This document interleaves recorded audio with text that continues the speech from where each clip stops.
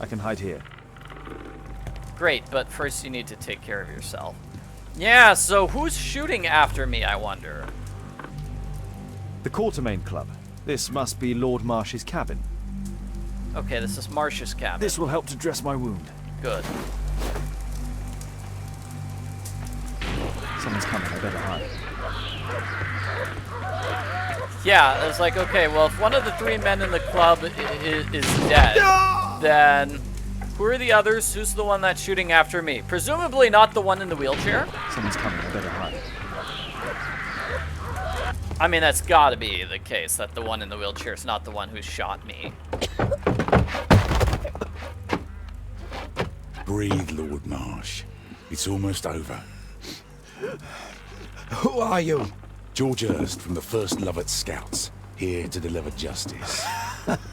An old soldier. How ironic. Did we refuse you on our special education program? It's true, I was refused. An old wounded soldier is useless to you, but he can still be dangerous. We hunted a lot in these woods, but I didn't expect to become the prey. I have lived a grand life without any limits set by others. I will die a happy man, so you won't see me begging, you festering wretch.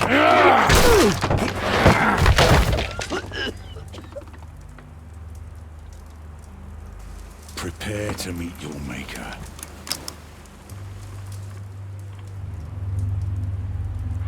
Okay, and hey, we've done this. We've figured out what's happening in Epping Forest. Yay! Alrighty, we need to do an investigation here. So let's check out this investigation. What are our new clues? Our new clues, revenge. Okay, there was a dead person found in the body. And Hurst wants to kill Marsh. I'm guessing he wants to kill Marsh for revenge. Right.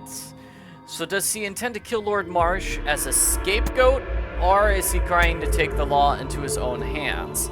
I'm not sure. Okay, well then let's go back and do the other clues. Harrington is killed, and so is the Pauper. So why did two people get killed in this area? Somebody was hunting the Paupers and the Lords. So somebody's hunting everybody involved in a special education program. That comes together with the fact that Hurst is a great marksman, and Marsh and the other people are great people. So does Hurst hunt down Paupers, or does Marsh hunt down Paupers? I think Hurst... Gosh, we have to determine who's the culprit. Oh, man.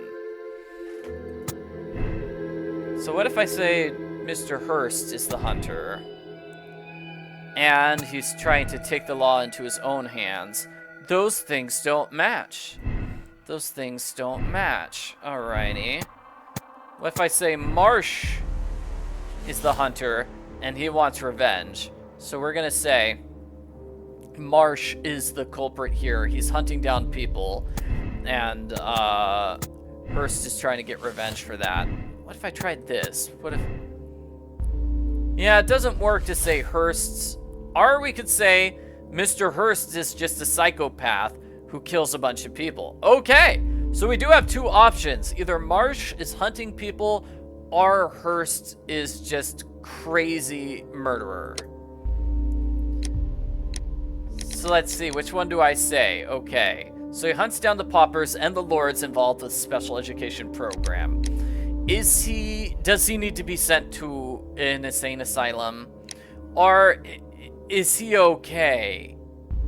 Do we need to help him, or do we continue the investigation? Let's see what the options were with the other one, shall we?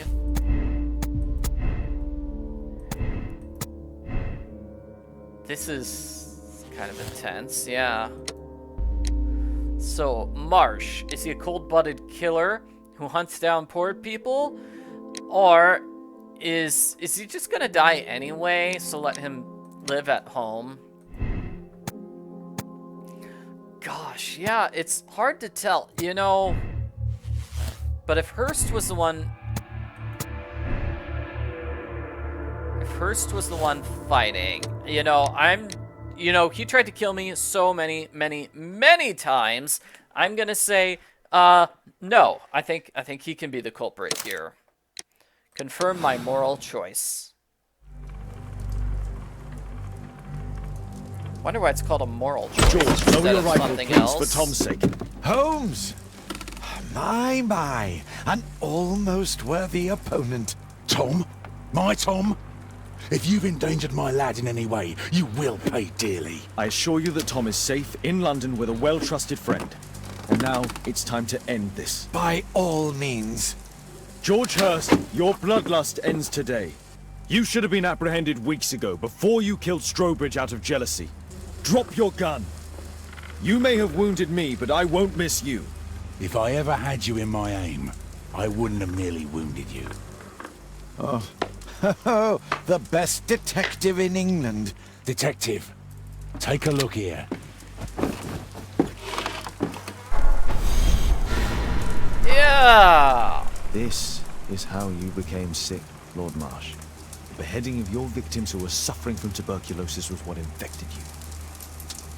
Poetic justice. I was wrong. The best detective in England. Okay. Enough! I You'll was die wrong. here, Lord Marsh, and you'll die slowly. So it doesn't really matter which option you pick. We get the same ending anyway. Whoa, hey, don't... Oh, but that looks like a choice where we can actually change the I ending. understand your view, Mr. Hurst. I really do, but I couldn't allow you to continue. Okay. So we can replay the ending, though. So, George Hurst found guilty under lynch law. He was the only one concerned about the poor people who went missing, abandoned his son, Tom, knowing no one else would do so. So do I accept that? Do I check the conclusion, or do I play it again? Okay. Well, it looks like... Well, I mean, it looks like the ending is kind of the same no matter what. But, yeah, we can either be really, really mean to Mr. Marsh, or we can be really, really mean to Mr. Hirsch. And by really, really mean, we mean shoot someone. Ugh. Holmes is a bit of a murderer here. Of course, these are pretty extenuating circumstances. We're confronting somebody who's, apparently cutting up bodies. Ew, gross. Alrighty, so go back to this. We say Lord Marsh is the murderer.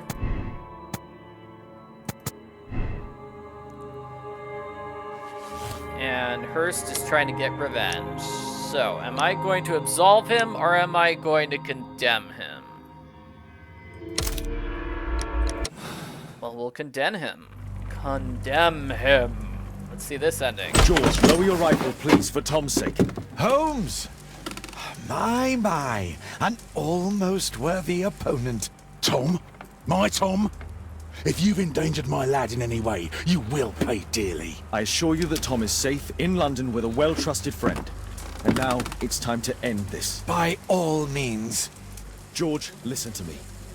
If you're seeking an apt punishment and vengeance, killing Marsh will give him exactly what he wants. He would die knowing that he had fulfilled his life through his absolute control of it. But if you allow Marsh to live and be arrested, he will suffer a punishment far greater than your eye could deliver. His ball and chain will be the debilitating tuberculosis. It will drag him painfully and slowly to his demise behind bars. You're mad. You're both mad. Let's go and find Tom. Not just yet. See, Lord Marsh, you will die here, although not by the gun. You'll die slowly. Oh, Don't jeez. do this, No, George. George, don't. Detective, take a look here. It is basically the same scene, okay, no matter This what. is how you became sick, Yeah. Lord Marsh. The beheading of your victims who were suffering from tuberculosis was what infected you. Poetic justice. Holmes, you cannot fully understand why we helped so many and sacrificed a few. But don't let me die like this. Just kill me now. No. We've gotta... We can't...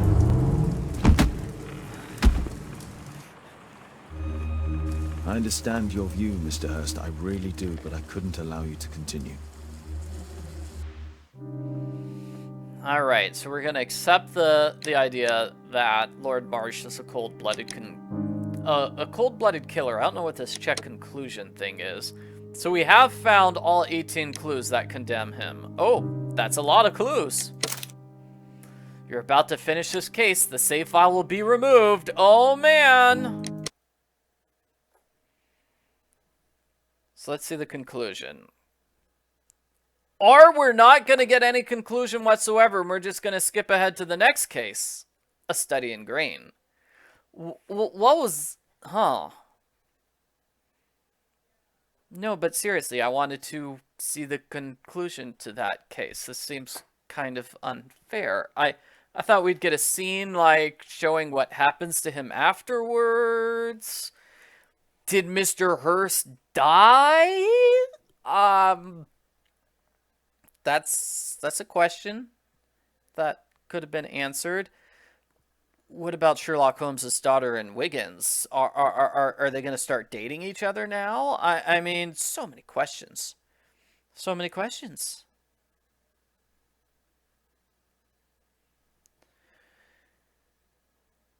I still think this is a loading screen for the next case, and not like they're loading a very, very long ending for the case we just watched.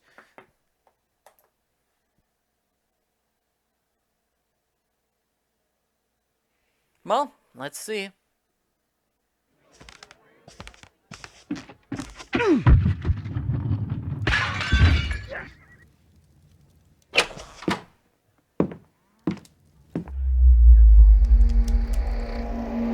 Sherlock Holmes, what are you... Yes! Well done, Watson! Holmes, you're playing bowls? Indoors? Not just any old bowls, Watson. Lawn bowling. Seriously? With your injury? Oh, no. Mrs. Hudson is going to murder you. Well, that's it for now. Time to go. Would you care to join me? You're incorrigible. And where are we going, Holmes? I'm participating in the final stage of the annual tournament held by the London Archaeological Institute's bowling club. It's an official invitation. I'll just need to dress suitably and then we can leave. Okay, well, an interesting premise for the case. So this new case is it's called a study in grain. I don't know why. So a lawn bowling tournament proves to be a mere pretext for an unexpected adventure. Oh, just a pretext. Oh, so we're not actually going to do some bowling fun. Well, what would be good for bowling? Sportswear. Sportswear. And what would be his weak face disguise?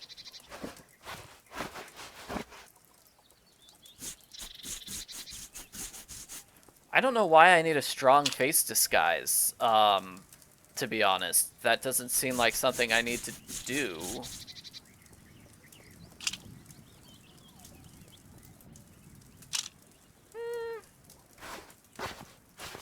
Here we go. That hat. Yeah. Yeah, let's do this disguise. This would be a great disguise. Look at Sherlock Holmes already. Cool. Yeah, I don't know. I was just expecting a lot more out of the ending. It is kind of cool that we got to replay the ending, though. And Who chased his own tail again? I should walk with you more often. it's cool we got to see the various endings. Yeah, but I mean, those two various My endings... bag with lawn bowls for the upcoming tournament. You might call them opposite endings. You might call them basically the same ending. Yeah, I guess I could have killed Lord Marsh. That probably would have been the only variation on that ending. Oh, well. Thanks for watching this video, everybody. Next video, we'll be doing case number 2.